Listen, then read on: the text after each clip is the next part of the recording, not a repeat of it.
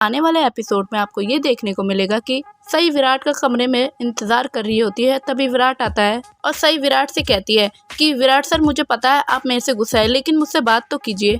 तभी विराट कहता है कि क्या बात करूँ तुमसे बात करने का या तुम्हें समझाने का कोई भी फायदा है? करनी तो तुम्हें अपने मन की है ना। तभी सई कहती है मैंने जो किया। तो विराट कहता है क्या किया?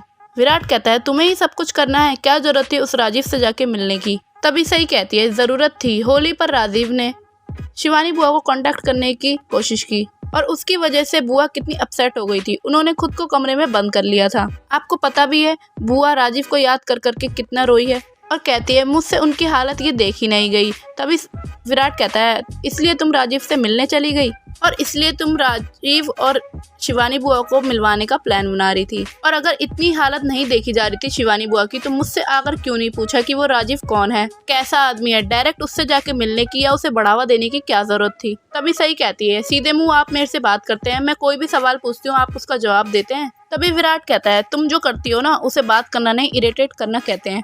कभी ड्राइवर बनकर आ जाती हो, कभी वॉचमैन, तो कभी डिलीवरी बॉय।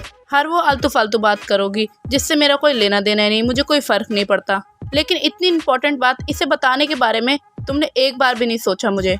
वाओ, मैं हॉस्पिटल आपके पीछे इसलिए आई क्योंकि मुझे आपकी परवाह है। और रही बात बाकी सबकी, मैं मजाक करती हूँ ताकि आपको मना सकूँ, आपका दिल बहला सकूँ।